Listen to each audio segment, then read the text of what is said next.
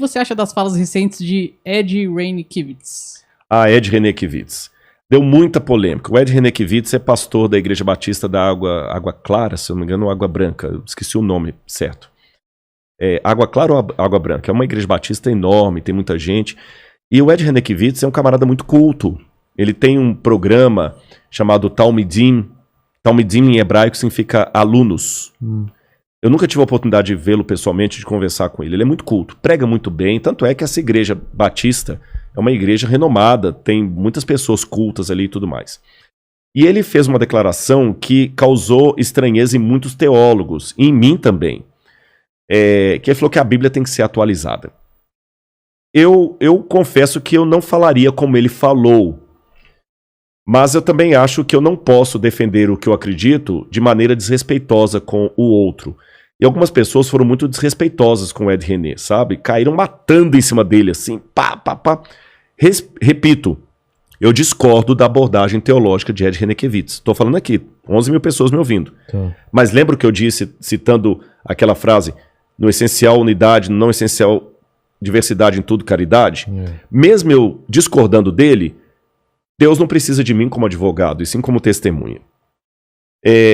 O que eu acho é o seguinte, existe uma linha mais liberal de autores que acham o seguinte, a Bíblia é apenas um testemunho de Deus na história. Karl Barth, o grande teólogo suíço, dizia que a Bíblia não é a palavra de Deus, ela contém a palavra de Deus e tudo. E eu acho que o Ed René foi nessa vibe aí e acabou falando uma coisa que trouxe muita estranheza. Como eu vejo a questão de atualizar a Bíblia? Eu vejo assim, em ética você tem a ética e a moral. A ética é o princípio universal, é a reflexão sobre aquilo. A moral é localizada. Então vamos falar de princípio e aplicação de princípio. O princípio vale em todo tempo, em todo lugar, para todo mundo. Mas a aplicação do princípio muda de lugar para lugar. Dou um exemplo rápido. Princípio universal, respeito. Temos que ter respeito por todo mundo. Isso vale para todo mundo, em todo tempo, em todo lugar. Mas o princípio é etéreo, ele precisa ter alguma formação na geografia, na história, no contexto. Como que eu aplico o princípio do respeito entrando numa sinagoga, colocando o chapéu? Como que eu aplico o princípio do respeito entrando numa igreja católica, tirando o chapéu? Como é que eu aplico o princípio do respeito entrando numa mesquita, tirando os sapatos?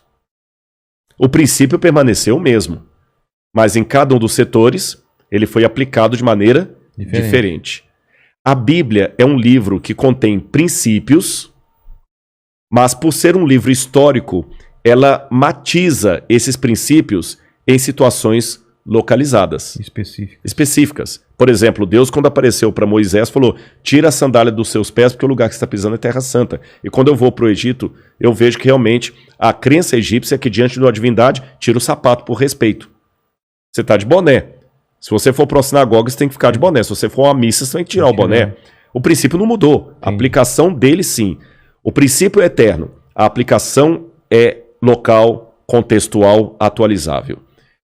É assim que eu entendo. E nesse aspecto, em parte, eu concordo com o pastor Ed Renekiewicz, em parte, como eu falei, eu discordo. Tá bem? Na parte que eu concordo, eu digo isso. A Bíblia, ela é a palavra de Deus, fiel. A Bíblia fala que ela é justa para reprimir, para corrigir, para ensinar na justiça. A Bíblia não é jamais um livro ultrapassado, nunca o será. A Bíblia não precisa de atualização, porque ela é a palavra viva de Deus que se renova a cada manhã. Cai a erva, murcha-se a flor, mas a palavra do Senhor permanece eternamente. Nesse ponto que eu discordo da fala de Ed René. Porém, em que sentido que eu vejo propriedade na atualização do texto?